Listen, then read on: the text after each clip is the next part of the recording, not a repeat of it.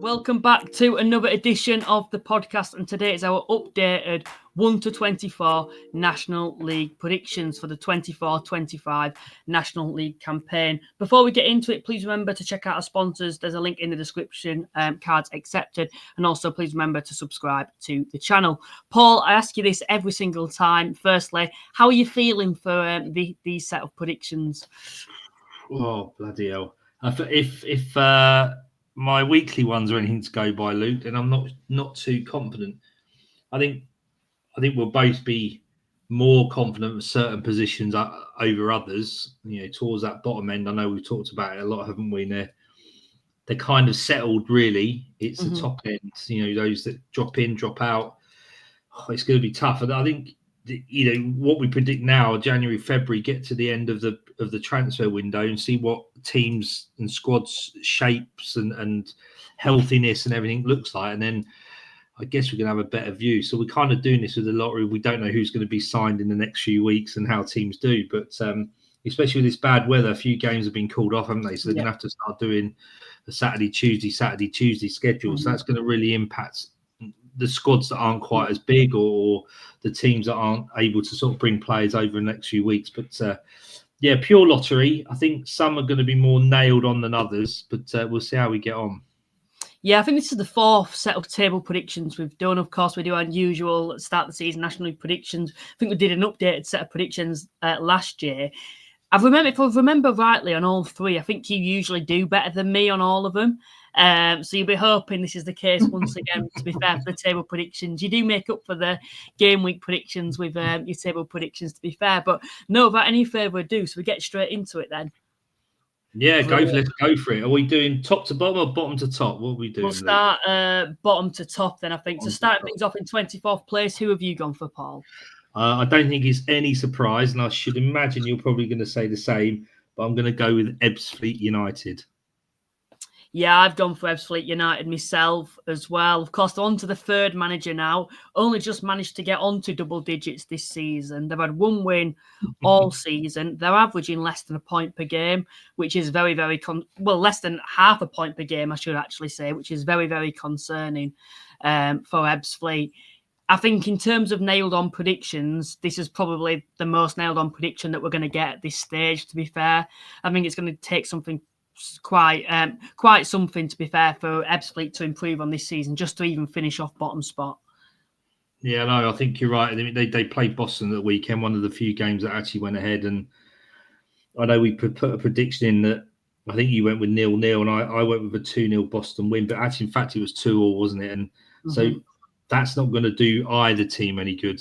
I know Ebbsfleet managed to get to double figures in points, but one of those teams needed to win just to sort of help, and clearly that hasn't happened. So, I think it's going to be long, hard 2 or 3 months for Ebbsfleet now just to get the season over with.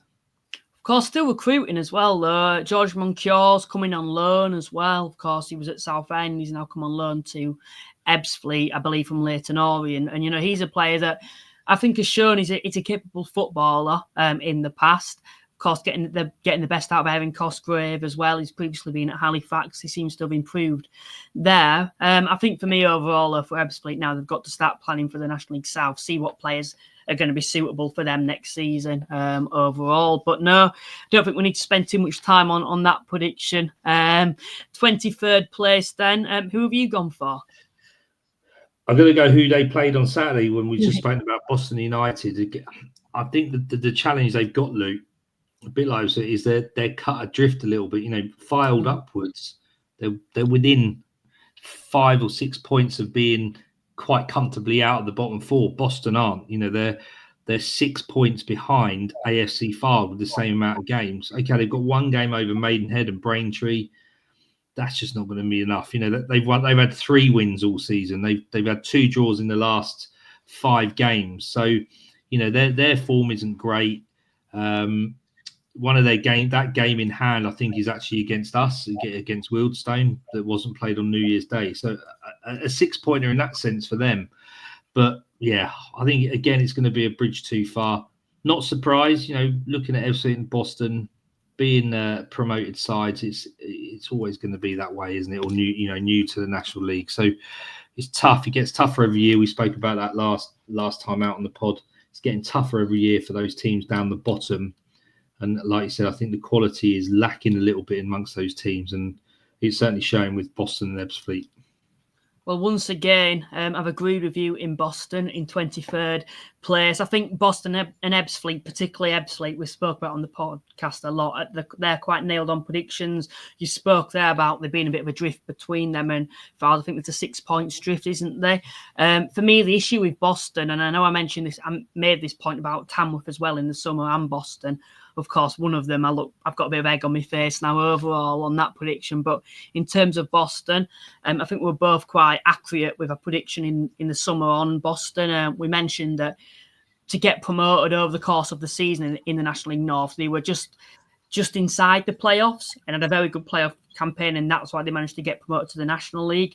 And like Kidderminster, when they came up, usually what you've got to do is recruit well when you've got a squad that over the course of the season probably, I wouldn't say didn't deserve to get promoted, but in terms of competing throughout a full season, they probably weren't one of the top 3 teams in that division as they finished 6th, I believe.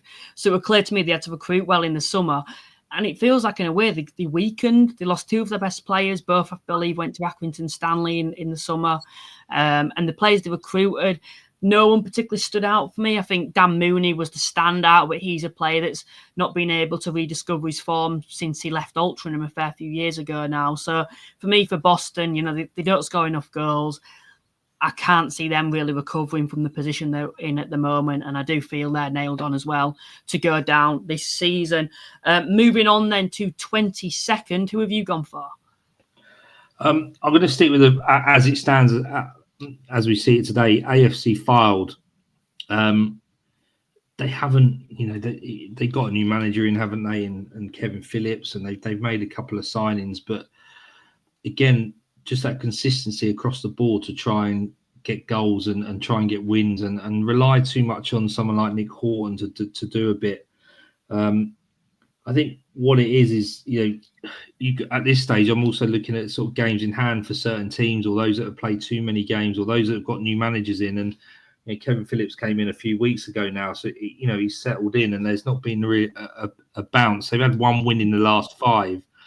I can't see them getting out. They've got Maidenhead the next game, so you look at Fylde and Maidenhead, 6-pointer.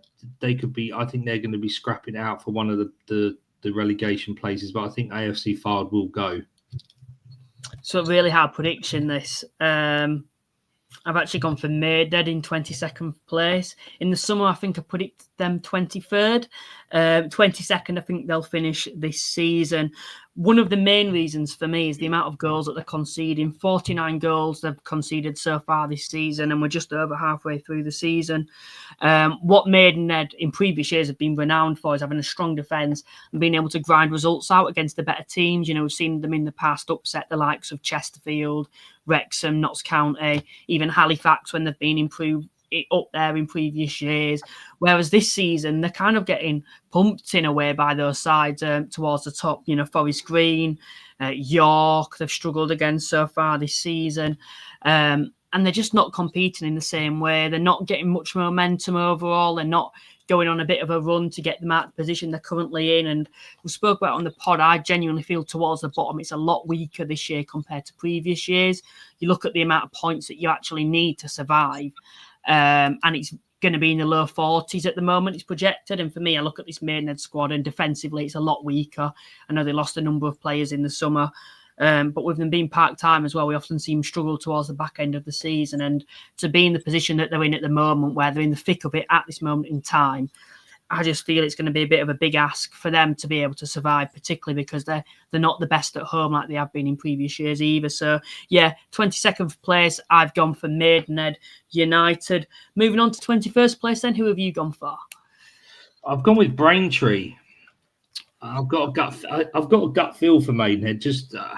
I know you just said, look, the argument could be said that they are letting too many goals in, but they had an improved period over the Christmas, and that included a win over Wealdstone. They worked very hard for that win, and if they weren't anything, they were hard working. They would had a lot of endeavour and a lot of spirit to sort of get the result. And, that goes a long way when you're down the bottom. Sometimes performances have to just be put by the wayside, and it's a case of let's dig in and get some points on the board. So, I think they've got the nous to know what needs to be done to stay up, whereas Braintree may be in that position where they don't. And, that's just a gut feel in terms of where we are. Braintree have changed their manager this season.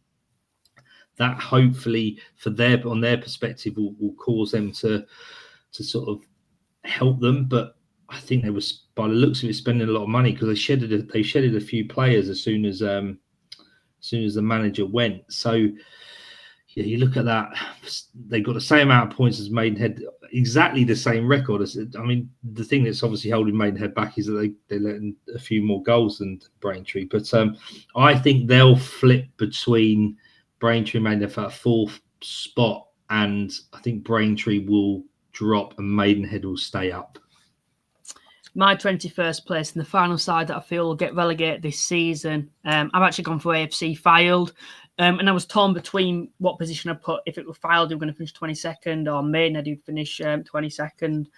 But you look at Fylde as well, like Maidenhead, conceding a lot of goals. The difference between them is the way they play. They kind of expected to concede a lot of goals because the attack, that's the style they played. So they're going to leave themselves quite open at the back.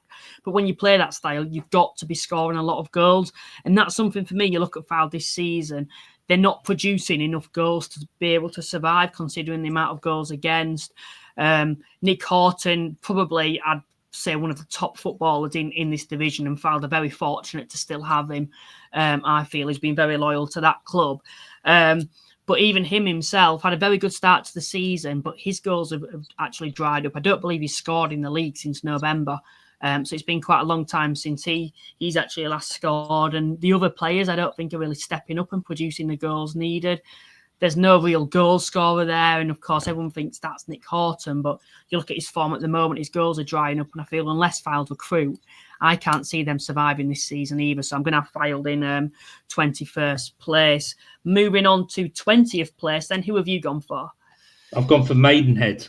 As I say, I think they're the ones that are going to stay just above that dreaded drop line, purely because of like I said, the knowledge and know-how that Alan Devonshire and his management team and the football club at Maidenhead know what it takes to stay up.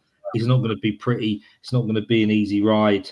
Like it starts, the next game when they've got to play Fylde, and it's an important 3 points for the both of them to try and gain. So, yeah, be interested to see how they cope with the possible Saturday-Tuesday scenario that we're going to have a little bit of because of the weather over the Christmas period and this early January start. So, yeah, I think Maidenhead will just do enough. I don't know whether they able to utilise the money that they got from the Max Kilman transfer. It's very difficult. You might have money in the bank, but you still got to try and attract players to come and play at a club like Maidenhead. No disrespect to them. There's going to be better teams to go and play for in the National League that are full-time, that have training facilities that may be slightly superior to that of Maidenhead. But what you can't sort of take away from them is that it's an established football club in this league, and it is very good at what it does to stay in this league and to compete.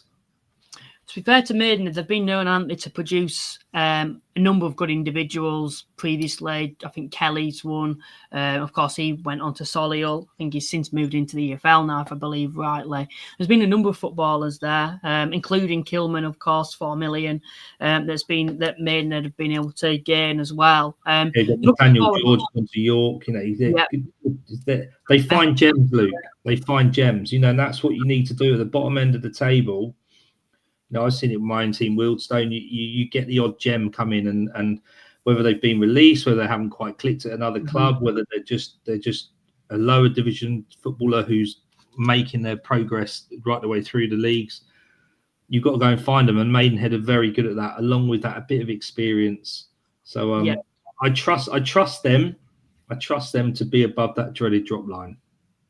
My 20th place then. And I've gone for Braintree. And before I come on to Braintree, I personally think the bottom 5 it could be any of them. I think they're cut adrift compared to everyone else, and I think that'll show as the season goes on overall. And I think whoever does survive, if it's Braintree, if it's Maidenhead, if it's Fylde, I think they'll need to recruit in the summer quite heavily for me overall, because I do think this bottom five are particularly a lot weaker than the rest of the division. But Braintree themselves have had the struggles this season, of course. Angela Harrop started the season off, got them promoted last year. Another side that actually came up through the playoffs as well, but they did recruit quite heavily. So it's almost a new squad when at the start of the season. But a lot of those marquee signings, I don't particularly think came off.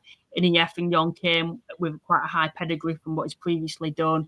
His time at Braintree never got going. Of course, he's since moved on to Woking and already scored more league goals there than he did for Braintree in the first half of the season. Robinson's another player I believe also moved on from Braintree. He was there at the start of the season. And, like a lot of sides towards the bottom, goals has clearly been a problem. And that's something as well that's been a problem for Braintree. And I look at their side at the moment and I don't particularly see many players being able to produce the goals. Akinde is not particularly been prolific. Of course, Lisby's probably been the star player himself. But for me, overall, I look at that Braintree side and I just think they're just going to have enough to survive. I think they've just got that little bit of experience in this division in terms of the individuals they brought in the summer, including the likes of Jamal Filefield. And I think games like that Dagenham game the other week where they managed to win just shows to me that perhaps they're going to have the qualities to be able to survive. And I do believe Braintree are also full-time as well, so that might be an advantage to them overall. But moving on to 19th place, who have you gone for? I have a feeling we might agree with this one. I've gone with Wealdstone. Now, the only reason I've gone with Wealdstone at this stage, not being in the bottom four, and that could very easily change, Luke. I'm not going to say just sit here with rose-tinted spectacles because I'm a Wealdstone fan. They're going to stay up. I put them in there because at the moment they are, yes, they're on the same amount of points as they are as Maidenhead, in the bottom four. They've got 2 games in hand over a lot of those teams. And those games in hand one is Boston, one is Tamworth. So you'd like to think that, and they're both home games. They're both at the Vale. So you've got to use that advantage. They're going to be midweek games. They've already rearranged, so they're coming up. So you've got to look at that. So those 2 games in hand are very, very important. The caveat to this, Luke, is, and we spoke about on Thursday, is Wealdstone do not have a big squad. We've been decimated with returns. We've talked about Alex Reid. Young Wells Morrison's gone back to Crystal Palace. We've released one player. Elliot Thorpe. I'm assuming by the looks of it, he was in and out of the team. Whether there's an attitude issue or whether he's got an opportunity elsewhere. Plus that, we've got three match suspension for Craig Eastman, who's literally just come back from injury and he's played about 80 odd minutes the whole season. So, we're going to have to go the rest of January possibly without him. So we're really down to the bare bones unless the club can start bringing some players in. And I know they're working hard to do it and you've got to trust them and the board. But a little bit like we were talking Maidenhead and Braintree, we're at the bottom end of that food chain when it comes to recruitment. And we've just got to be patient now in this window to see who's still about, who's available, who still want to play in the National League, and whether we can give certain players a platform to perform. But I put them there in 19 purely because of those games in hand and the good run of form, notwithstanding the Maidenhead game on Boxing Day. We haven't played since Boxing Day. It's now the 12th of January. We haven't played for quite a long time now, so 17, 18 days. So, roll on Saturday. Let's hope that the games can get on for all of the National League, and we'll see how these clubs start to kick on in January. But at the moment, Wealdstone will do okay and stay up because they've got games in hand. They're on a good run of form. That could easily change. We've got to make sure we get players in ace as soon as possible. Yeah, I've agreed with you in Wealdstone in 19th place. A big reason for me, if you actually look at the position before Alex Reid came in, they were really struggling towards the bottom of the table. And a lot of people will obviously look at Alex Reid and think, well, he's the clear reason why Wealdstone shot up the table. But I think someone who also has kind of gone under the radar to the whole of the National League division as a whole is Sam Ashford, who since come in, well, not come in, but has returned from injury. And, he's had an impact on the squad and he remains there as well. And I feel for Wealdstone that they've kind of proven since Alex Reid came in, since Sam Ashford came back, that they can produce the goals and they can get the points on the board. And defensively, I think they've improved as well a lot since those players have come in, which is something else to mention as well. A fair few clean sheets in there, lots of Rochdale, Aldershot as well. And even the defeats that they have had, the one against Oldham, they competed very well. The one thing that concerns me is that Maidenhead defeat, because Alex Reid, it was his final game. He's now returned. A defeat to a relegation rival. What's going to happen now? At the time of recording, Wealdstone haven't played since that defeat. And I think that's going to be crucial to see how they bounce back to that. But if they can bounce back for me, which I think they are capable of doing, fair few home games as well. I feel that Wealdstone should be fine this season overall. And I do feel they've got a little bit more quality than those sides below them in the division. So I think Wealdstone will survive this season. I'm going to have them to finish 19th. 18th place then. Who have you gone for, Paul? I've gone with who's there. Aldershot. I think they're not pulling up any trees, are they? I don't think they're in any particular danger. Feels like there's a gap, done it, between Aldershot and those sides below them at this moment in time. Yeah, I mean, there's 2 points in there. Yeah, I mean, they've only won 5 games out of 25. They won a fifth of their games. But they've only lost 10, a bit like Wealdstone, whereas the others have lost quite a lot more. So I think they just got to start showing a bit more level of consistency, even just at that, turning those draws into wins and those losses into draws. I mean, they've got 2 losses and 3 draws over the last 5 games, drawn 3 in a row.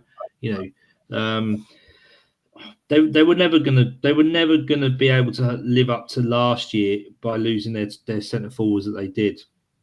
They were Tolaj and Josh Stokes. Those 2 were really hard to replace, and that's been proven. And we know they were a little bit leaky, weren't they, last year? And you look there now, they've let 43 goals in, which is one of the higher number in that sort of bottom 7 as we're talking. So I don't think they're in any immediate danger. Hopefully Tommy Widrington will be back soon, or if he's not, if he's back and he's helping, obviously, manage the team again, which would be good if he is. Again, I think a bit like Maidenhead, I think they're just a bit too wily not to get sucked in, but I don't think they're going to be going any higher than 18th. My 18th, and it's not very good timing this after today's events, the time of recording. I've actually gone for Tamworth. It's not the best one, considering that they've just held kept Tottenham out from scoring in 100 minutes. So yeah, it's not the best time to be saying this type of prediction. But no, I've gone for Tamworth. Of course, so far this season, I've done a phenomenal, excellent job, I should say, this season. Considering, I've just got promoted. A lot of people, including I think myself and Paul, both had them to finish actually rock bottom this season, or at least in the drop zone. But they've certainly proved us all wrong. Last season's squad, a lot of questions were, does that squad have the capabilities to be able to survive them not recruited heavily? But it's proven that they didn't actually need to recruit heavily. There's a certain style that they have at Tamworth. I know Andy Peach has actually mentioned in the past that he recruits he's quite specific with his recruitment, and that's something that I think shown. He wants the right type of people for the squad, the right personalities, and that's something that's been key to them, I think, so far this season. They've been so close as a group so far. The reason I've got them to slip down a little bit, though, of course, they're currently 16th in the league. I think they'll slip down a couple of places. They're part-time, and it's not purely just that, but you look at them at the moment, they've got a few games in hand on sides. Being part-time during these months that are coming up, this is where it really does show. And for me, overall, I feel for Tamworth, it could potentially show when you look at some of the sides around them. I look at some above them as well. I don't see them improving any more in the season that they've had so far and getting any higher up, because I just feel you look at the squads and they're just, without being a little bit disrespectful, they're just a lot more superior. Overall, when you look at some of the individuals in that squad, of course, as a team, Tamworth were excellent, but themselves, they're going to probably suffer from a lot of injuries. And, during these months, that's when it's key. And like I said, being part-time, it's really going to take its toll, particularly when you're having to play Saturday, Tuesday. I think the only thing in Tamworth's favour for that is, of course, for their home games, they have got an AstroTurf pitch. But for me, overall, yeah, I'm going to have Tamworth in 18th place. And that could be one where I get a little bit of stick, particularly after today's events. But no, moving on to 17th place. Who have you gone for, Paul? I've gone with Woking. They're very lucky. Not lucky. That's the wrong word. They've done well to get Neil Ardley in. I think, a proven National League manager probably doesn't want to be at that end of the table. Will have to just survive this season and get his own squad in the summer and his own ideas. But he's already starting to work wonders. Sounds like they got very fortunate against Yeovil yesterday. Officiating was a little bit dubious, apparently, by listening to some of the comments on social media. So, I don't think their squad, maybe we've got Ardley in there, I don't think their squad probably is strong enough to really push on.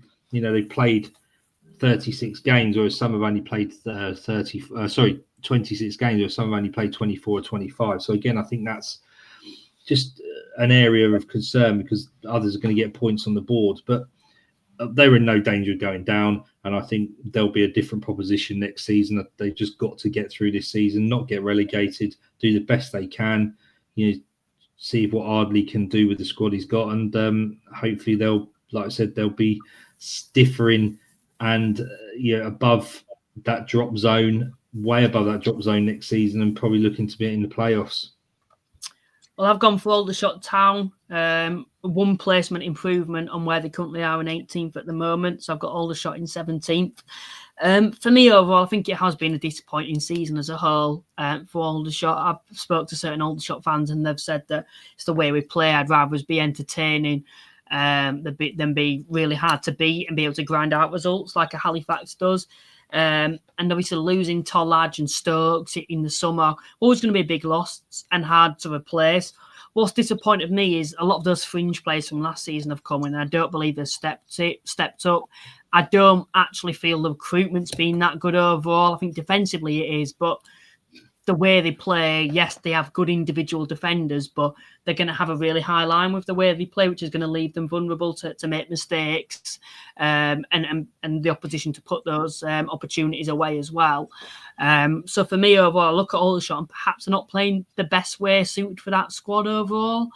But of course, Aldershot fans, a lot of them prefer that entertainment side to the game than actually getting the results. Of course, everyone wants both. But for me, I think they'll improve slightly. I think they've shown in recent weeks that they are competing with some of the better sides. You look at Forest Green, for example, up there, managed to get a point against them.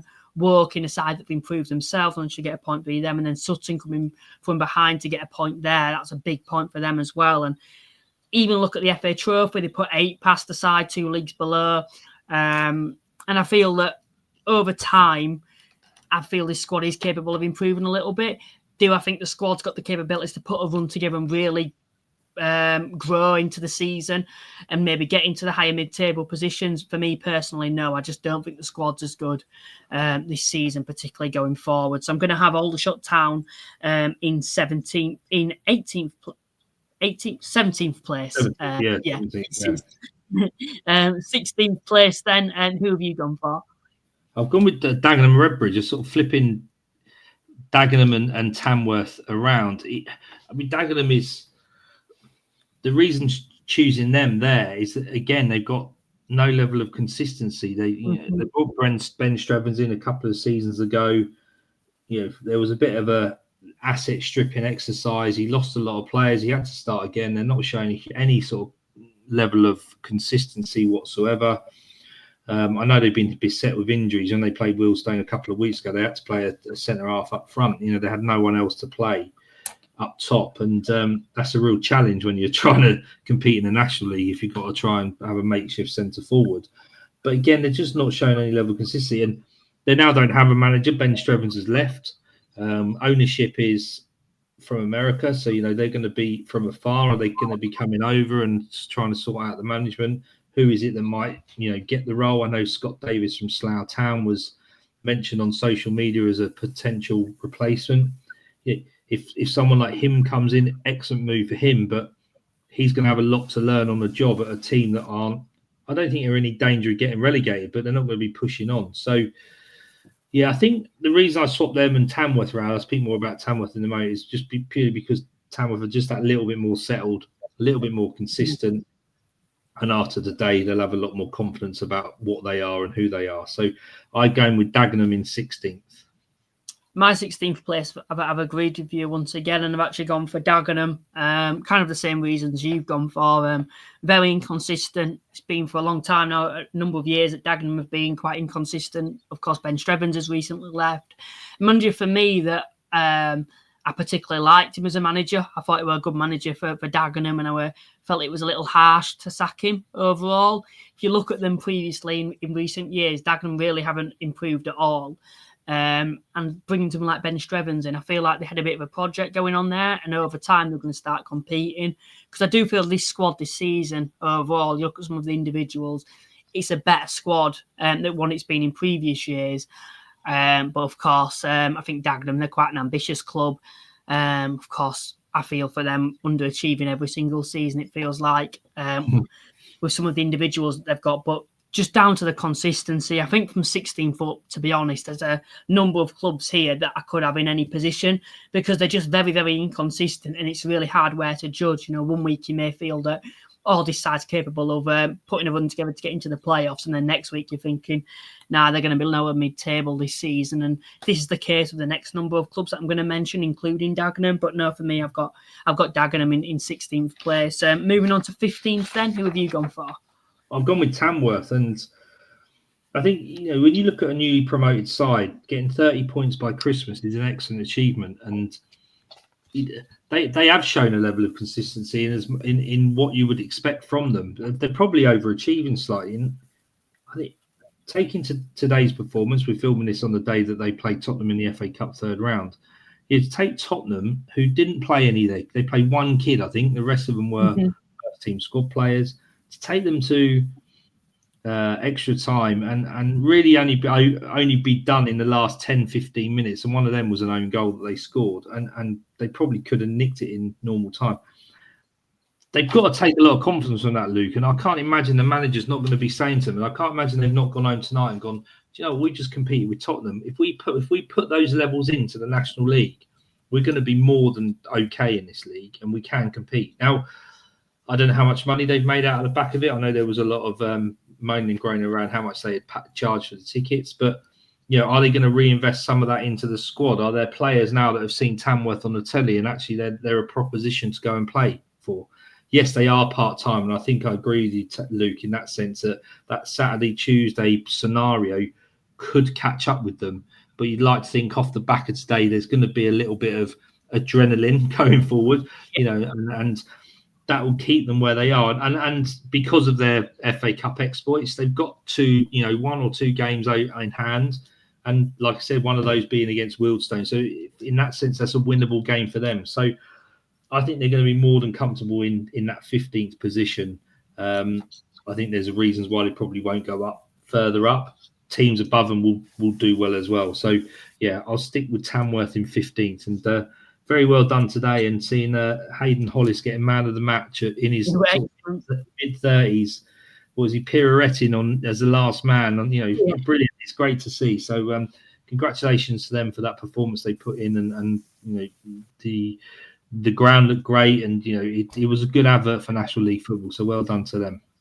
Certainly was, and I'm going to mention it's just such a massive shame that replays have been scrapped. I know everyone's going on about, but it's something we do need to go on about. And in a way, when I was seeing the closing stages of the 90 minutes, I was hoping that please just let this be a draw. In a way, obviously, I wanted Tamworth to go on to win. I thought if it's a draw, it's just going to show to the FA, isn't it, that what we've missed out on, what football's missing out on, is for Tamworth to get a trip to Tottenham, and the amount of money that they've made. I think it was estimated to have made over 1.5 million, which is a ridiculous sum. It's more than what they make from revenue through an average season themselves, and that's what the FA have taken away from Tamworth, just to highlight that. But no, my 15th... Luke, hang on. But further to that, Luke, what you've got to bear in mind is that, instead of playing Tottenham away at the Tottenham Hotspur Stadium, which is probably the best stadium in the country at the moment, they can now compete in the National League Cup and play some under-21 academy side in front of nobody at the Lamb. So,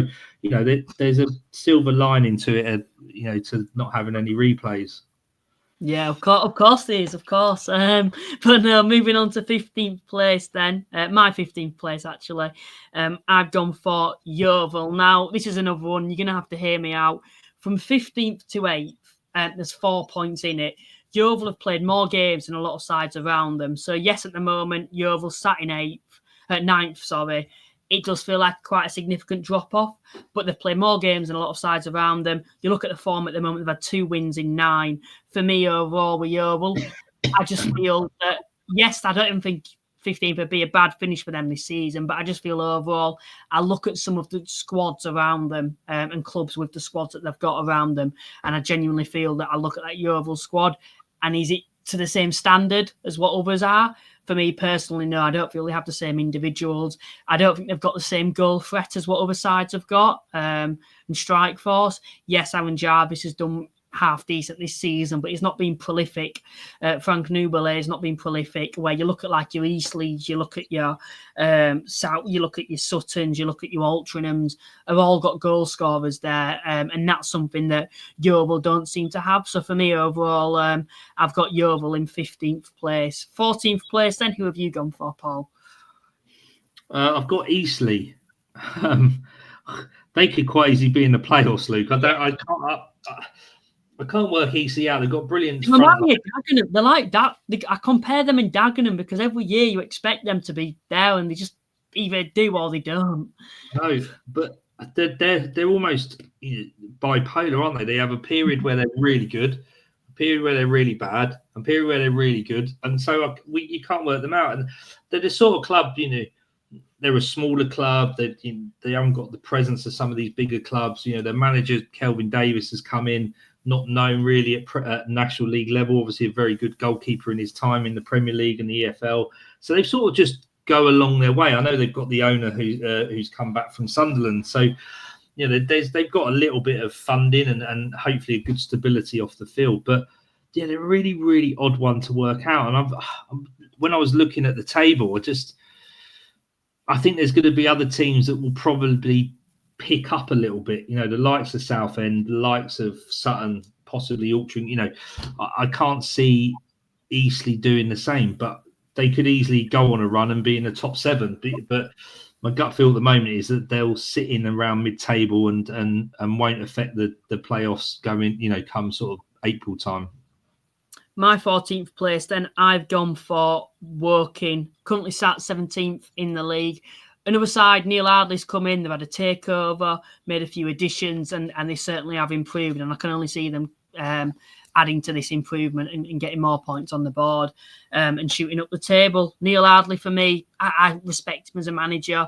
I think when his time at York, for me overall, I look back at that and I think he managed to keep them up, and that was, I think, the aim for him overall. I think he did well at Solihull. Notts County first season, I thought he did well. I think he's a good National League manager overall, and with the takeover, there's going to be a massive boost there, massive lift for them. I think overall in the first half of the season, they did pretty well considering the adversity there. So for that to be now all sorted, for them to have a brighter future, for me overall, I'm quite confident that Woking can keep on improving. Inny Effingham has, of course, returned. He's since scored a number of goals, more goals for Woking than what he did for Braintree in the first half of the season in terms of league games. And I think they're still looking to add to this squad as well. So for me, overall, I can only see Woking improving, and I think they will do just that. So I've got Woking in 14th place. But before I do move on, I agree with you, Paul. I think next season Woking will be a different animal and will be competing towards the top end. So I think for them, it is just to get to the end of the season. But I think for me, Woking in 14th place. 13th place then, who have you gone for? I've got Yeovil Town. Similar sort of argument to what you said, Luke. They're quite miserly in defence, really. They're not. Mm-hmm. They don't let a huge amount in, and I think we've spoken to Mark Cooper before, and we sort of know what his ideas are of, where he wants to be, and I think he's quite ambitious himself in getting out of the National League at some point. For them to be promoted, and we're talking about them being in that middle to top half is quite respectable, and I think Mark's done a very good job with Yeovil. And I know they're very well backed, but you still got to prove it, haven't you? And I think they're doing well. You're right. They don't score enough goals, and I think he bemoans that fact an awful lot. The fact that they create chances and they don't take them. He's got McGurkin back on loan. He's got McGurkin, so he's with Jarvis. I think he's got a good front three there if they can click. But I can see him dropping off slightly in terms of form. They haven't drawn too many. They've only drawn 6 games. They've got to turn those losses into draws. Really, I think that's the difference. Winning 10 games isn't too shabby for a team that's sitting 9th at the moment. So we'll see if their firepower can start ticking and then clicking. I think they'll probably do all right. But I think you're right. It'll catch up with them a little bit being new to this league, and they'll just consolidate in 13th place. And I don't think they can complain about that. That's a really good season for them. My 13th place, then, I've gone for Eastleigh. Similar reasons to you. Once again, like you've mentioned, they go through patches where they feel like they're a very good side. They're really kicking on now. They can finish inside the playoffs, and then they go through a patch where it's relegation form. I think it was Eastleigh where they hadn't actually won since September until like January, and then ever since now they've shot up. They've got on a good run of form, and now we're all talking about them competing for the playoffs. So. They've got some excellent individuals in that squad. Paul McCallum, of course, has been there a long time. There were rumours about him leaving. It's looking like he's staying for the entire season now. He's probably, over the past couple of years, probably the National League's greatest striker in terms of the last couple of years overall. He's done it consistently for probably the last 5 or 6 years, if not longer. I think Shade as well, of course, at Solihull last year. He's done well this season at Eastleigh. He's been an excellent player for them. But it just feels like that squad, does the manager really get the best out of that squad? And that's something that I genuinely don't feel they do. They've got a lot of great individuals there, but I just don't think as a team they really click. And they're very, very hot and cold, like you've mentioned, Paul. So if you're that inconsistent for me, I just can't see you kicking on anymore. So that's why I've got Eastleigh in 13th, where they currently are at the moment. 12th place then, who have you gone for? Southend United. Reeling a little bit from losing Bin Peppel, who's gone on to Chesterfield, I believe, on loan for the rest of the season. So congratulations to him. I know he's on Luton's books, but he's only 21 years old, and he's done exactly what a loan player needs to do: come in and make a difference for himself and for the team he's playing for. And he's now got the chance to play a league above. And good luck to him. But a bit of a loss for Southend. But I think Kevin Mayer and Darren Curry down there, they're clever enough. They're very consistent. 1-8, drawn 9, lost 8. They're very consistent in what they do. But their run of form is not too bad. 3 wins in 5. They've got Boston coming up next as well. So they can build on that and try to start pushing up the table a little bit. But I think it's just a little bit too far for teams around them that we're talking about to push into that playoff positions. Unless, of course, they go on an absolutely amazing run and those above them do sort of drop off a cliff a little bit. But I think Southend, again, will consolidate. It's the first season with the new owner. It's the first season after being able to have players come in. It's a bit of a difference to what they were used to last year. They were amazing last year. We've talked about at length at different occasions. And I think of them, along with the likes of Woking, will need to really push on next season if we were to lose the likes of York, Forest Green, Oldham or Barnet, 2 of those sort of 4. So, I think they're going to be sort of looking to be the next ones on that sort of list to try and get promoted. I've agreed with you in 12th place with Southend United. Of course, 1 defeat in 7 for them. They have improved quite a lot in recent weeks. They didn't particularly have the great start to the season. I think the concerning thing is Peppel returning. Of course, he was on loan, scored a number of goals for them. I think one of Southend's vulnerabilities this season has been the lack of goals for them. And Peppel came in and clearly improved it on the forward front. And of course, he's since returned. I think Southend will carry on improving. I think they've got that bit of momentum behind them now. They're a really hard side to beat. I think Southend overall, 1 defeat in 7 suggests that. And that came away at York. Perhaps for them, the issue is they draw a lot of games for them, and the lack of goals, of course, has been a concern. But with the new ownership, I'm sure they will be looking to recruit. I know the ownership's very ambitious. Justin Rees alluded to the fact that at this position now, Southend need to average 2 points per game to get inside the playoffs. For me personally, I think with the likes of Peppel returning and some of the sides above them and around them, I think it's going to be a very difficult ask for them. But I do think they're going to carry on improving, not by too much, but I think they'll finish in 12th place. And I think, like you mentioned there, like the likes of Workings, I think they're the next on the waiting list. I think I could put it like that, to be up there this season and competing and trying to get out of this division. But 11th place, then who have you gone for? Sutton United. I know I had them right. Yeah, I had them to get promoted, but I did that really off the back of not understanding that Steve Morrison was going to go with youth, and he has gone with youth. He's gone with a lot of relative inexperience in the National League, and you know what? It served them well up till now. You know, they're a traditional non-league club that have been punching above their weight, and they've established themselves in the Football League for a couple of seasons, and they've developed Gownie Green Lane, and you know they're a real success story. And they didn't quite hold on to their EFL status last year, and they've come in and they're going to have to sort of almost start again to a point, and that's what Steve Morrison's done. I mean, they've taken Henry Sand out on a permanent from Hull in this transfer window, who was on loan at Wealdstone. Again, he's only 21 years old.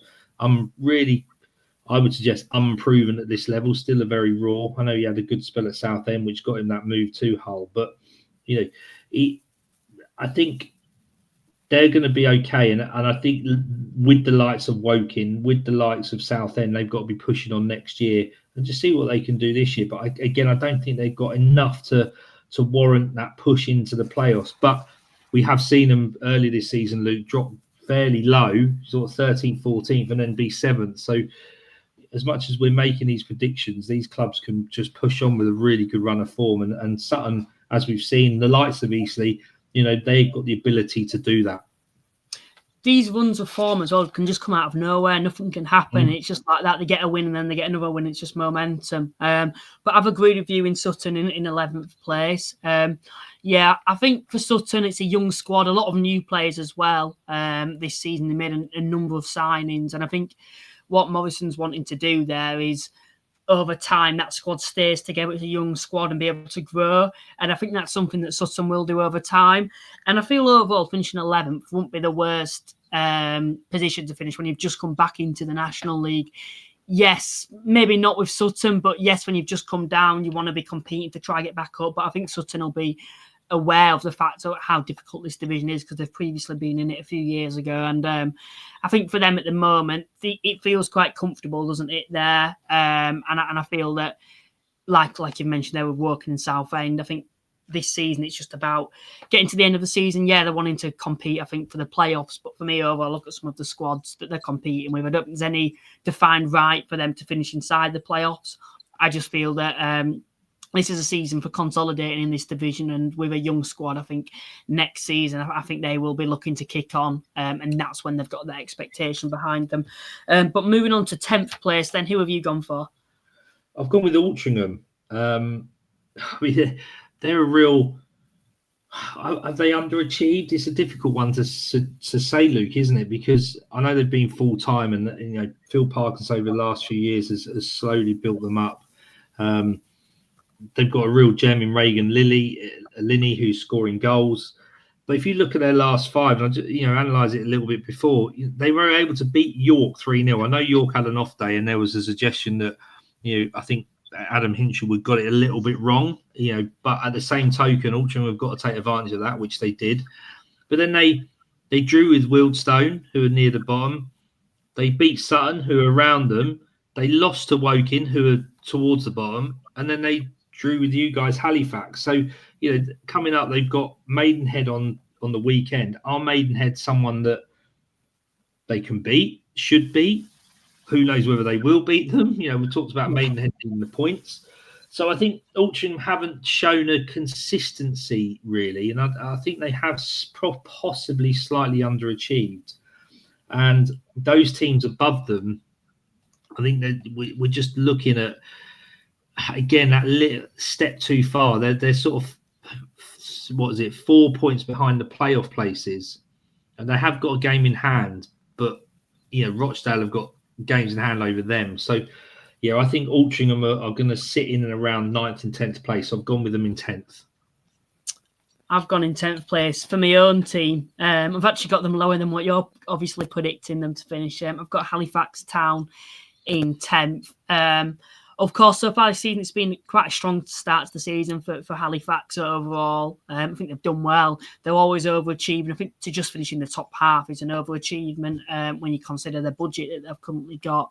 But something that has always been an issue with Halifax is the lack of goals. Yes, I understand that's the way they play, is to be strong defensively and be able to catch teams out on the break. It's not a case of trying to score a load of goals and having a prolific goal scorer in there.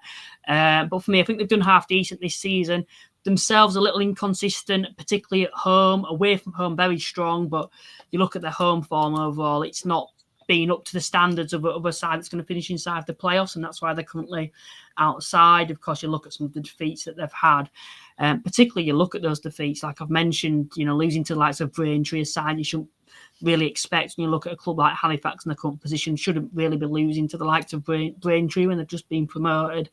You look at games like that, you look at the York game where they should have won that game, they were winning and they threw it away. And I feel those are the type of games that you're going to look back on at the end of the season. I think that's probably why we're not going to be in this, we're not going to finish inside the playoffs, because I feel the first half of the season for a club like Halifax, currently at the moment with the situation they've got, that's when they've got to get the points on the board, because what's going to happen this now is there's going to be a lot of postponements. Everyone's aware of Halifax's pitch, and probably towards the end of the season, what will end up happening is Halifax moving to another ground to play the final few games, and that can have a really detrimental effect on a team when they're on form, because there's not going to be as many fans there when you're not at your own stadium. It doesn't feel like a home game, and I feel towards the end of the season, that's something that Halifax are going to have to do once again. And even the likes of postponements, there's more pressure. I'd rather have the points on the board for me overall than games in hand. And I just feel there's so much adversity in terms of the pitch and postponements there. Of course, Billy Waters has actually returned. It's looking like he's going out to another National League club now that he's been rumoured with. For me overall, I just feel you've lost a goal threat. There's going to be postponements.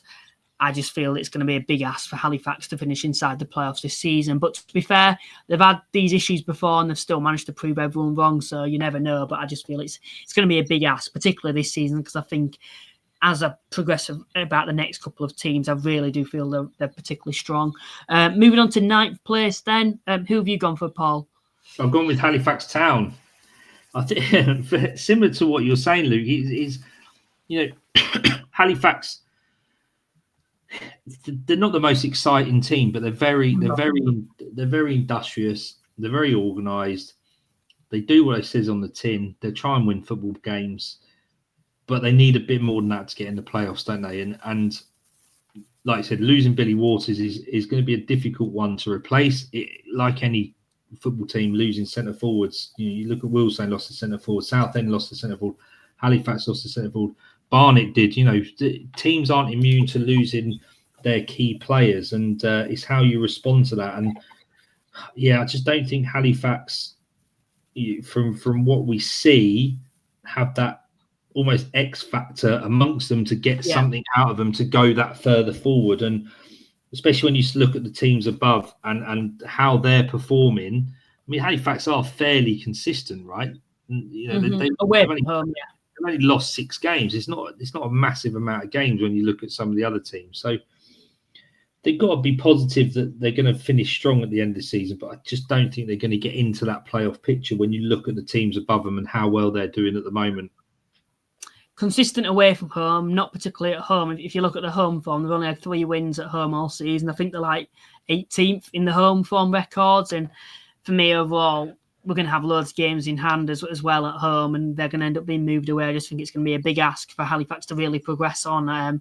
And just before we move on to like 9th and 8th, I feel that to mention, you look at these chunk of teams, I think we can both agree that from this point, you could have put a lot of these clubs in any position, from like 9th to 15th, for me particular, because it's so tight at the moment.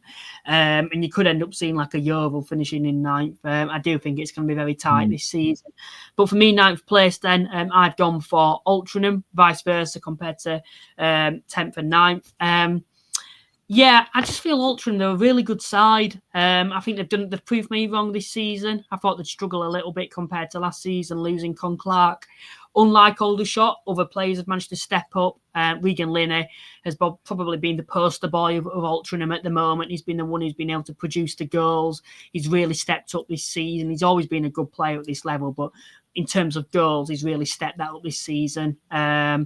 Newby, a player we're all aware of, he's another player that's been impressive this season. And something I will add as well, although they're managing to score a fair number of goals, they're quite balanced in the way they're quite strong defensively as well. If you look at the amount of goals they're conceding, they're not conceding too many goals. And when Halifax came up against them and when I've seen them in the past, defensively, I think they're pretty strong and solid. So to have a good defence and then have the likes of Linney and Newby going forward, I think you're going to be okay this season. Yeah, it's a hard one in terms of getting in the playoffs. I think they're a bit behind it now. They're 4 points off the playoffs, I think, at the moment. I just feel I look at these sides who I've put above, and I just think in terms of budgets and squad sizes and depth, I just feel that it's going to be a big ask for Altrincham to really push on and get inside the playoffs and maintain a playoff spot this season. So I've got Altrincham in 9th place, but I do feel that'll be a solid finish for them with some of the sides that they're having to compete with them above them. 8th place then, who have you gone for? I think I've probably gone for the same as you, Luke, but we'll actually, I've gone for Hartlepool. Now, you look at Hartlepool, and we spoke about this, I think, on the last pod. Since Lenny Lawrence has come in, that they've done an amazingly well to sort of pull themselves up from what was quite an unusual position for them, because they won the league here 2 or 3 years ago. They went into the Football League, they dropped out, and I honestly saw them being as a bit of a strong team back in it, because the last time they were here, they didn't sort of act as if they were just going to walk the league like some other teams sometimes do. And they respected what the National League was about, but they've really struggled. And 2 or 3 different managers over the last few years hasn't worked. They've had to go back to the tried and tested method of Lenny Lawrence and some of his coaching staff, and it's starting to really prove dividends. Now they've got some good lads up top. Manny Disawure, as you know, from Halifax. They've got Gary Medine. Mancini's back playing. So I think that they're on a real positive run. Only lost 1 in the last 5, and who they got next? They've got us coming up, Wealdstone next, of course, down at the Vale on Saturday. So, a winnable game for them. So, I think it's a step too far to go from where they have been to where they are now to get into the playoffs. But I certainly think they'll be sort of knocking on that door a little bit, and will have a sort of have an influence on who might get in there. 8th place, then I've actually gone for someone different than you. I've gone for Rochdale, and another one where I think I might get a lot of criticism because they seem quite comfortable inside the playoffs at the moment. It's in 7th, 2 games in hand on other sides, and they're 3 points inside those playoff spots at the moment. Of course, if they get, I think if they get a win in hand, they've got 3 games in hand on Solihull. If they win all 3, they'll be well inside the playoffs. You look at some of those games in hands, though. Forest Green Rovers, they've got York, 2 sides, first and second, you've got to play yet. I think that's going to be a big ask for them to get anything out of those 2 games. You've then got Yeovil. I just feel over the course of the season, you look at sides that below them, they're significantly improving and vastly improving in the side that I've put that are going to get inside the playoffs. And I just feel for Rochdale, they've shown the vulnerabilities at times, losing to lots of Wealdstone, Dagenham. And I just feel that they're going to go on a bad run at some point, and I just feel that it's going to be difficult for them. I look at the squad, and I look at some of the squads that I've put above, and I think if you look at them man-to-man in each position, I genuinely feel they've got stronger squads, these sides, who I'm putting above them. So I've got Rochdale to finish 8th, and I'm sure that'll probably get a lot of criticism because they're comfortably inside the playoffs at the moment. But there's a long way to go. They've only played 22 games. They haven't even played half the games yet this season. So, yeah, there's certainly a long way to go for Rochdale and for the whole division. 7th place then, the playoffs now. Who have you gone for? I've gone with Solihull. Now, you look where they are at the moment. They're 3 games ahead of Rochdale, like you've just mentioned. They're 2 games ahead of Oldham, and they've got the same amount of games of those teams above them, which I don't think they're going to affect. So I think they could get sort of pulled back purely because of what Rochdale are. And I know each other have got to play each other, but if you look at what Solihull, who they've played in the last 5 games, and they've done very well. They've got 4 wins and a draw. They've played Aldershot, Maidenhead, Fylde, Boston, and Tamworth. Now they've got harder games on their schedule coming up, without a shadow of doubt. They're the last 5 games. They're going to have harder games. So they've done exactly what they needed to, taken almost maximum points out of those teams. But I think just because those other teams have got games in hand around them, Solihull will be in the playoffs because they're good enough. But I think they'll just stay in that 7th position. Fair enough. Then my 7th place, I've actually gone for Hartlepool United. A side that at the start of the season had to finish inside the playoffs. That was looking like a very poor prediction at the start of the season. They didn't really get their act together, and they finally got their act together now. Of course, I think they've been through. Darren Sarr was obviously the manager there at the start of the season, and of course Lenny Lawrence now, who was already at the club. And they've significantly improved under him. I know he got a lot of criticism, didn't they, when he was appointed as the interim manager until the end of the season. A lot of fans saying that we lack ambition. We should be going out to sign a permanent manager who's got a bit more pedigree, you might say, at getting sides promoted. But to be fair to Lenny Lawrence, he's done an excellent job there. He's got the best out of this squad, because something I want to speak about specifically with Hartlepool is the squad as a whole. It's a very, very strong squad for this division. Some of the individuals, Disaru, their prolific goal scorer, Gary Medine, who's currently back in form at the National League. Mancini's a great player, Joe Gray. Defensively, they've got a number of good defenders on the rise. He's one of those as well. So for me, overall, I look at them and I think that's a very, very strong squad there that should be finishing inside the playoffs this season. They've only had 3 defeats since Lenny Lawrence has come in, all away to sides that I think are 4th and above, Gateshead, York, and I think they lost to Forest Green as well.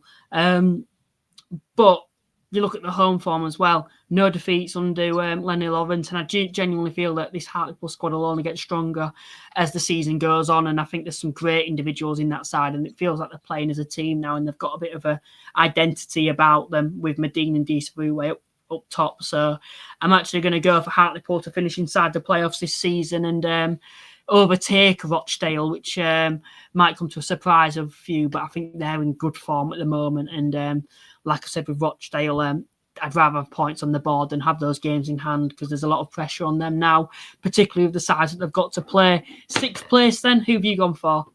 I've gone with Rochdale. They won the last 2. They've got Forest Green coming up away, which I think is a winnable game, or at least to get a point out of them. Forest Green is, and we'll talk about them in a bit more detail coming up, but they're drawing a few too many games and they're not scoring a lot of goals. So I think again it hinges on Rochdale and how they can use these games in hand. They have lost 7 games apart from Solihull. That's the most that have been lost in the top 7.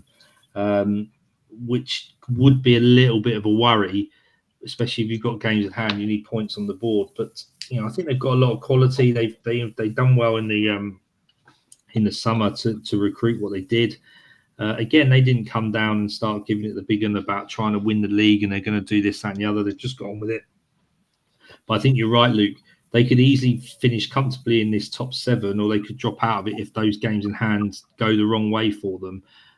Very miserly defensively. They've only let 20 goals in, so you've got to rely on what they say is you can win games with centre forwards, you can win championships with defences, that sort of scenario. So I'm not suggesting they're going to win the league, but I think that will help them. They're not letting too many goals in, but they've got to turn some of those losses into wins and be a bit more consistent, because if they start losing too many, then they will drop out of it. Sixth place then. On a fifth, yes, my sixth place then. I've gone for Gateshead. Another low prediction. You look at the position at the moment, fourth in the league. Something I will mention though is the losses that they've had. Oseni's obviously moved on, the main goal threat, the striker, scored 14 goals for them. He's moved on to St Mirren. Whelan, of course, Callum Whelan, he's gone up into the Football League at Carlisle, a great midfielder for them. It sounds like Regan Booty is going to leave. He's handed in a transfer request, one of their key players as well. Radcliffe defensively has gone. And it's the same old story with Gateshead. The squad's getting torn apart. They're known to recruit well, though. And that's something that will they be able to do once again? And that is the question. I'd like to think they would. But for the time being, it's going to take time for those players to actually be recruited and actually come in and fit into the system. Of course, defeats to York, a game where you look back at the highlights now, and if they've had a goal score like Oseni there, perhaps they could have got something out of that game. They lost in the FA Trophy, a competition they take very seriously, to Boston at home as well, which is quite disappointing. And you look at some of the fixtures coming up, the likes of Halifax at home, a side they don't have a good record against. Yeovil away, a very long way to go.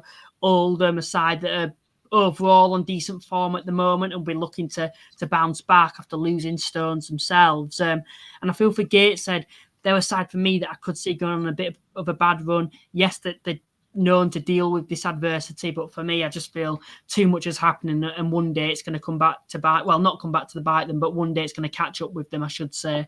And I think this season it may be the case, but I do think they'll finish inside the playoffs. They may stumble over the line, though, if I'm being honest. But fifth place, then, who have you gone for? Well, I won't dwell on too much. I've got Gateshead, and I've got them for exactly the same reasons you have, Luke.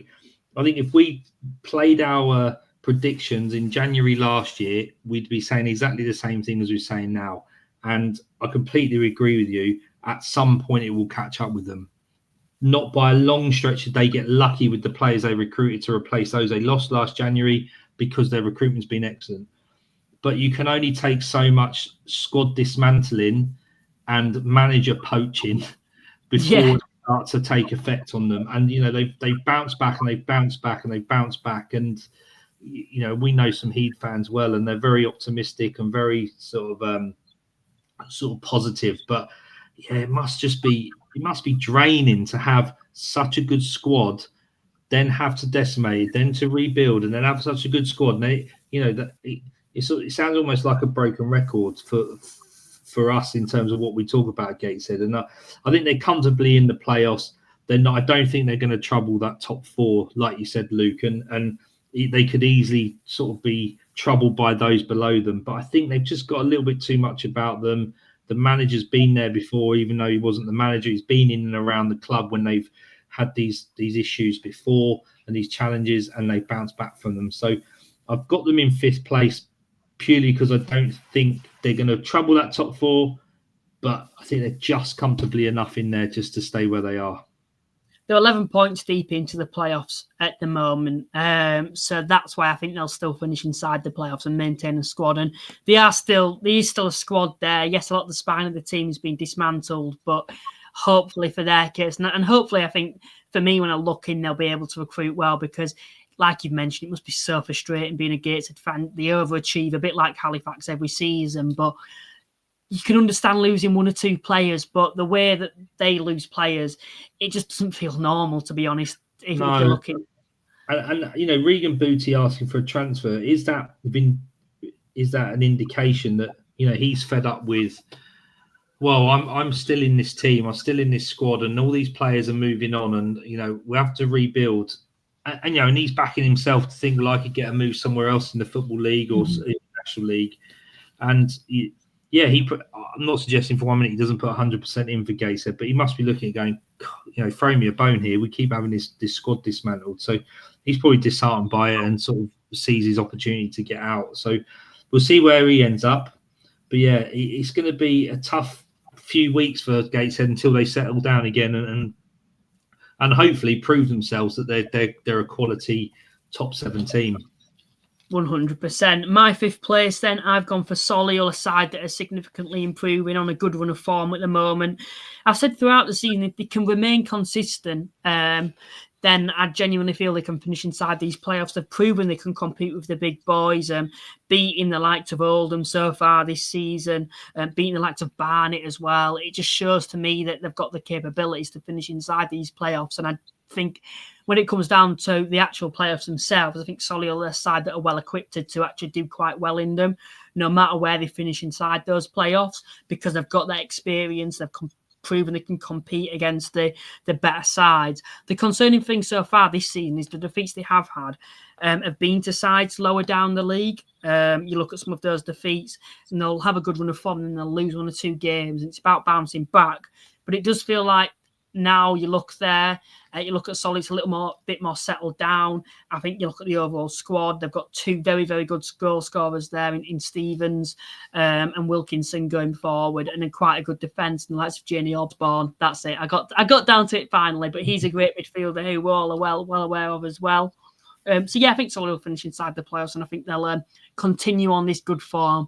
If I remember rightly as well, Solihull always start the season quite poor and always seem to come into great form towards the end of the season and surprise a few. So yeah, I think Solihull will finish 5th place this season. 4th place, then who have you gone for? I've gone with Oldham. They've obviously got the games in hand. They've made Boundary Park a little bit more of a fortress. Mickey Mellon's got them sorted out. They've only lost 3 games this season. Maybe drawn 1 or 2 too many, but I can see them pushing on. The problem I've got is at the moment they're still 6 points behind Barnet in 3rd. Now that even if they win their 2 games in hand, that only brings them up to the same points as Barnet, 1 behind Forest Green and York. So I think there's maybe a little bit too much of a step too far to possibly get into that 1 to 3 slots, but you never know. I mean, they've been doing very well, and if they can use those games, like we said, the game in hand, one of them could be against Rochdale. So it's a really tough game to go into as a game in hand. So I think Oldham have done what we expected them to do, and I know we've spoken about them loads over the last couple of seasons, but last year they weren't at the races. This year they're much more at it, and I think they'll finish in 4th place. My 4th place, then, I've actually gone for Barnet. Of course, losing Nicky Kabamba. I know he's not been up to the same standards overall this season as what he's previously been, but of course, Unlove's coming to replace him, another striker we're well aware of. It's a bit of a weird one overall because you look at him, he's a similar type of build, I think, to the likes of Kabamba, but he's only scored 7 goals in the National League South this season. It was a bit of a weird signing, and particularly because Barnet have paid a fee for him from Bournemouth as well.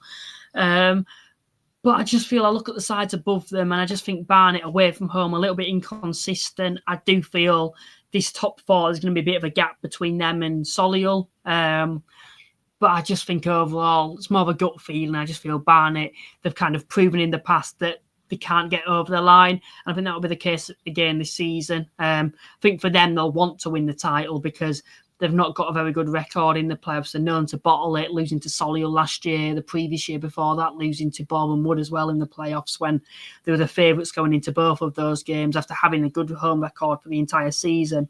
But for me, it's games like that where they've proven that they can't. They kind of bottle it. We've seen this season even losing to the likes of York in the top of the table clash. The year before against Chesterfield away from home, they lost there.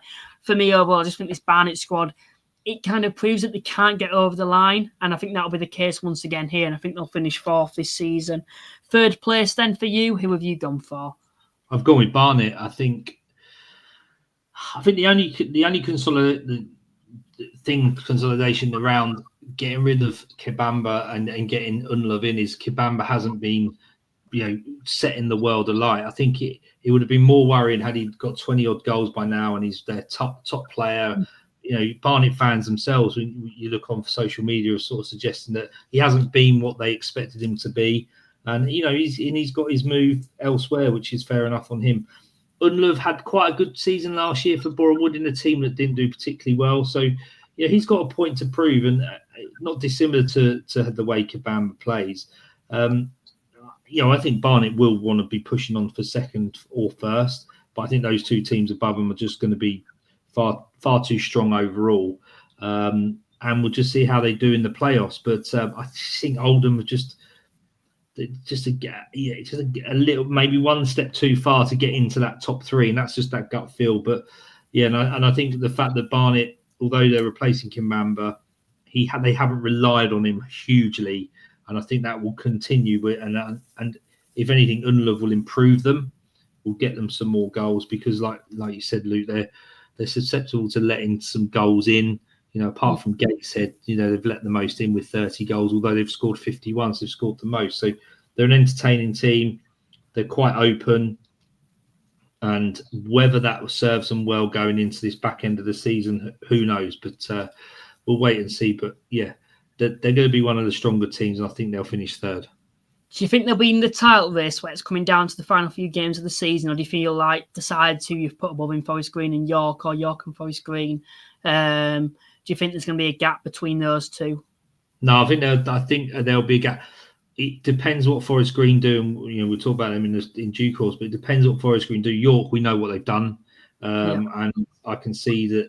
I think most of us National League fans can see what they're likely to do. It's not to say they will do it, but they're likely to do what they, and stretch away a little bit, and then it's sort of down to sort of getting to that second and third position, I would suggest, because I can't see either Barnet or Forest Green getting in that first place.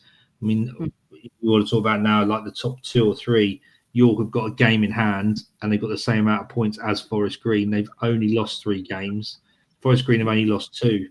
I think Forest Green's challenge is scoring more goals. They don't let in, but they don't want to score too many. And I think there was a suggestion, Alex Reid, who's been on loan at Wealdstone from Oldham, was going to go to Forest Green.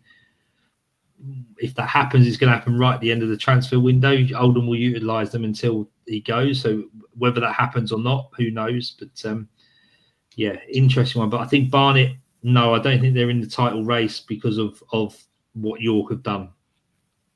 My third place then, I've gone for Forest Green Rovers. Of course, themselves only 2 defeats all season so far. Just feel like on the first half of the season, Forest Green and York have been the 2 standout teams overall. Some may include Barnet, but I just feel those have been the 2 most consistent sides overall with the lack of defeats that they've had. You look at Forest Green, though, they do drop a fair few amount of points in terms of draws. You look at Aldershot dropping points to them. You look at Halifax dropping points to them. For me, overall, Tamworth as well, and another game. And something I will mention as well about Forest Green Rovers, it's quite a small squad there. They're quite light. And yes, I'm sure they're looking to recruit. But we spoke about sides like Tamworth's and the smaller squads in the division. And you wouldn't think of this about Forest Green, but with them having a smaller squad, as we get into the next couple of months, when injuries start to rock up, that's when it's going to be an issue, I think, for Forest Green Rovers overall. And that's why I just feel they're not going to go on to really finish first or second this season, and why they may drop off to third. So yeah, I'm going to have Forest Green Rovers to finish in third. Second place, then who have you gone for? I've gone with Forest Green Rovers. I think if they deal with their issue of that relative lack of goals, because clearly, at the top end of the table, they're still scoring goals, but a relative lack of goals. And I think you're right, Luke, just turning those draws into, they've drawn 9, the most out of that top 7. Compared to Rochdale have only drawn 3 as an example, and Barnet have only drawn 5. So Forest Green hugely consistent in the fact that they either win or draw. They've only lost 2 games in 25, which is incredible, really. But they need to turn those draws into wins because they need to score more goals. And I know it sounds very simple, but defensively they're brilliant. Only let 21 in. So scoring more goals will get them more wins, because they're defensively they're not letting too many in. Who that is, I don't know, whether it be Alex Reid or someone else, but I think they will recruit and they will keep that second place, purely because I don't think they'll catch York, because York have done exactly what Forest Green and Oldham and Barnet wanted to do, was sign a striker in form in the National League. And we can talk about that in a minute, but yeah, I think they'll consolidate that second place. My second place then, I think we know what 2 clubs it's between. I've gone for Oldham. Oldham was one of the more silly predictions I had at the start of the season, and Oldham fans won't forget me putting them 12th, to be honest, even though the previous years I've been doing the playoffs every year and you failed, and the final year that it's looking like you're going to finish at least in the playoffs, I put you, it was a bit of a bad prediction, and I I underrated your death, to be fair, overall. But no, Oldham, they've improved a lot as the season's gone on. They've remained a lot more consistent now. Yes, I know they had that defeat to Hartlepool. The main issue is Josh Stone's leaving. Of course, he was a man on form. He's obviously gone to York. We spoke a lot about that. I won't speak about that today. Everyone knows my opinions on that. But I feel like Oldham will recruit quite heavily. Not heavily, but I think they'll find a replacement. I think they'll bring in a striker and maybe one or two midfielders as well. And it feels like they've got a lot of momentum there overall. They're on good form at the moment. Boundary Park, we've spoken about this for a number of years now, about that becoming a fortress. It really does feel like this season it's becoming a hard place for teams to go finally. And that, of course, has taken about 2 seasons for that to happen. But it's finally has happened now. They've got 2 games in hand on Gateshead and Barnet. They win both of those, they go above both of them, and they'll be 1 point off Forest Green. As well to mention, York have the opportunity to go 4 points above them as well. We're speaking about York very shortly, but I do feel like it could be a case, and it is kind of written in the stars, for it to be a York Oldham title race. But I just feel, and I am going to come on to York shortly, but I just feel with the points York have already stacked up and other things I'm going to mention shortly, just feel they're going to have a little bit too much, and there's going to be too much of a gap for Oldham to be able to catch them. But I do feel Oldham, they will end up finishing second this season. First place, then, we both know who it is. We've both agreed. We did last year as well on Chesterfield, but York, why have you gone for York? I think it's just they've gone and signed Josh Stones, and we spoke about it on Thursday, Luke. When you're in a position of strength, you strengthen even further, and that's exactly what they've done. They're hugely consistent. I know they got it a little bit wrong at Altrincham 5-6 games ago. Adam Hinchelwood saw that. We've spoken openly around the ownership and how Matt Ugler gets involved. He's just let them get on with it. So they're settled on the pitch, they're settled off the pitch. And I just think that they're just a little bit of a juggernaut. They're not the juggernaut of the Wrexhams and the Stockports and the Chesterfields and the Notts Counties that we've had. But they're going to push on this second part of this season now, and they've let 20 goals in. They've let the least amount of goals in, and they've scored almost the most amount of goals. Now that's going to win you football matches without a shadow of a doubt. And they've only strengthened in a position where they were already quite strong. So I can't see anyone else other than York winning the league. And I think they'll be very vindicated in the work they've done through getting Hinchelwood at the back end of last year and settling down and not just chucking money at it. They've been more sensible with what they've recruited. And listen, you got to look at Adam Hinchelwood and give him a lot of credit. He went back to his old team Worthing and got Joe Felix and Ollie Pearce. They were National League South players. They weren't coming from National League teams. They weren't coming from EFL teams. He went and found these lads and gave them the opportunity. Found them at Worthing. He gave them the opportunity to come with him, and they've proven to be successful. So with what they already had there, he's got rid of some of the deadwood that was purchased last year and signed on. And I just think that they're just a very, very good National League side, and they'll continue and win the league, I think, fairly handsomely in the end.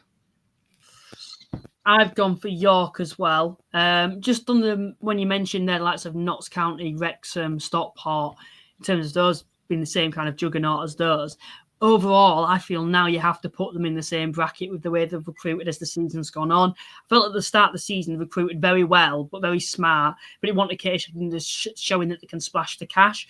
For example, Pearce coming in was just a good signing, something that he's clearly backed the manager there, Adam Hinchelwood. I think overall, Adam Hinchelwood deserves an enormous amount of credit for what he's done so far at York. I don't think it is down to him just having a budget there. I think he genuinely has done very, very well there and got the best out of the players. But I feel over the course of the season, what Matt Ugler's seen is an opportunity to get out of this division. He's thought, right, we're doing very well in the league now. I didn't really have the expectation of us winning the league this year. I wanted us to just be inside the playoffs. But now I see that we've got an opportunity to actually win this division. I'm going to recruit heavily. And I think that's something that they have done with some of the signings. I think a lot of the signings, although they've worked, I think are signings in terms of big name players. Jeff King, for example, I look at the players that they had in there. I don't think at the time they really needed him. I think he's a good addition. You can never have too many players, I don't think. But, you know, to sign him, I think that was to flex their muscles once again. Of course, he's a player that's come in. I don't particularly think he's proven himself yet, but I'm sure he will do at York. They signed that lad from Peterborough. I'm not going to try to pronounce his name, but he's another player who they've got, I think, on loan as well, who I think Adam Hinchelwood is also... has actually been with him before. I think actually managed him before. And then, of course, Stones has since come in, and everyone knows my opinions on that. But I feel overall, York, the amount of squad depth they've got, if anyone gets injured, they can bring a player in that's a League Two player, standard player to come in. They've got two sides that they can actually probably play that could get out of this division. So for me, overall, I think York will go on to win the league, a little bit like how Stockport did a few years ago, by probably about 4 or 5 points, I think, overall. But I think Oldham will be hunting them down. But yeah, I think it is York's to lose for me. With the amount of money that they've spent, the position that they're in at the moment where they win the game in hand, they go 3 points clear. I feel it is York's to lose, and the expectation is on them now to win the league. They are the favourites, and I do think they'll be able to get out of this division this season. I think they have the quality there, and I think they've got an excellent manager as well. So I think York will go on to win the league. So I've got York City to be champions. Anything to add, Paul, before we bring things to a close? No. I mean, I think you can almost look at pockets of the league, and the bottom 2 or 3 almost pick themselves. The top 4 almost pick themselves. You could almost lay a blanket over 2, 3, and 4 and think that, well, Oldham, Forest Green, Barnet, they could all end up in any sort of position.